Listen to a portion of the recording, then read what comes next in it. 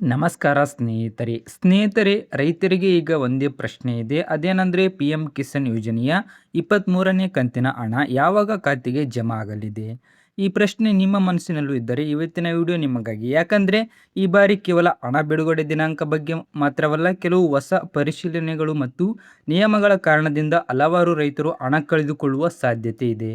ಹಾಗಾದರೆ ಯಾರಿಗೆ ಹಣ ಬರುತ್ತೆ, ಯಾರಿಗೆ ಬರೋದಿಲ್ಲ, ಯಾವ ದಾಖಲೆಗಳು ಕಡ್ಡಾಯ, ಮನೆಯಲ್ಲೇ ಕುಳಿತು ನಿಮ್ಮ ಸ್ಟೇಟಸ್ ಚೆಕ್ ಮಾಡೋದು ಹೇಗೆ, ಎಲ್ಲವನ್ನ ನೋಡ್ತಾ ಹೋಗೋಣ. ಪ್ರಧಾನಮಂತ್ರಿ ಕಿಸಾನ್ ಸಮ್ಮಾನ್ ನಿಧಿ ಯೋಜನೆ ಕೇಂದ್ರ ಸರ್ಕಾರದ ಮಹತ್ವ ರೈತ ಕಲ್ಯಾಣ ಯೋಜನೆಗಳಲ್ಲಿ ಒಂದು. ಈ ಯೋಜನೆಯಡಿ ಅರ್ಹ ರೈತರು ಕುಟುಂಬಗಳಿಗೆ ವರ್ಷಕ್ಕೆ 6,000 ರೂಪಾಯಿ ಸಹಾಯಧನ ನೀಡಲಾಗುತ್ತದೆ. ಈ ಹಣವನ್ನು ಒಂದೇ ಬಾರಿ ಕೊಡೋದಿಲ್ಲ. ಮೊದಲ ಕಂತು 2,000, ಎರಡನೇ ಕಂತು 2,000, ಮೂರನೇ ಕಂತು 2,000. ಹೀಗೆ ವರ್ಷಕ್ಕೆ 3 ಕಂತುಗಳಲ್ಲಿ ರೈತರ ಬ್ಯಾಂಕ್ ಖಾತೆಗೆ ನೇರವಾಗಿ ಜಮಾ ಮಾಡಲಾಗುತ್ತದೆ. ಇಲ್ಲಿವರೆಗೆ 22 ಕಂತುಗಳು ಬಿಡುಗಡೆಯಾಗಿವೆ. ಕೊನೆಯ ಕಂತು ಬಿಡುಗಡೆಯಾದ ನಂತರ ಈಗ ಎಲ್ಲರ ಗಮನ 23ನೇ ಕಂತಿನತ್ತ ಇದೆ.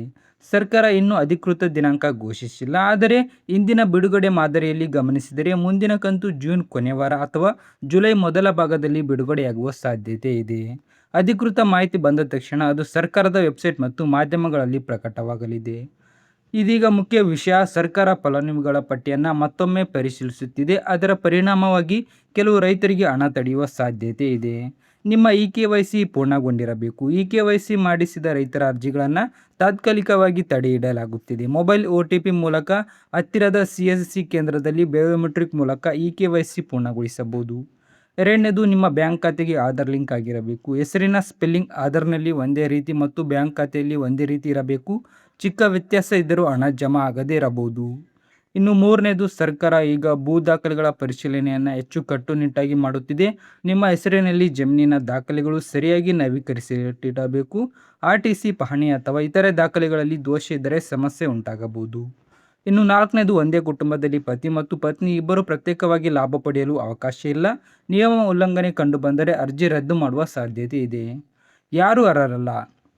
ಈ ಕೆಳಗಿನವರು ಸಾಮಾನ್ಯವಾಗಿ ಯೋಜನೆಯ ಲಾಭ ಪಡೆಯಲು ಅರ್ಹರಲ್ಲ. ಆದಾಯ ತೆರಿಗೆ ಪಾವತಿದಾರರು, ಸರ್ಕಾರಿ ನೌಕರರು, ಉನ್ನತ ಆದಾಯದ ವೃತ್ತಿಪರರು, ಹೆಚ್ಚಿನ ಪಿಂಚಣಿ ಪಡೆಯುವವರು, ತಪ್ಪು ಮಾಹಿತಿ ನೀಡಿರುವವರು.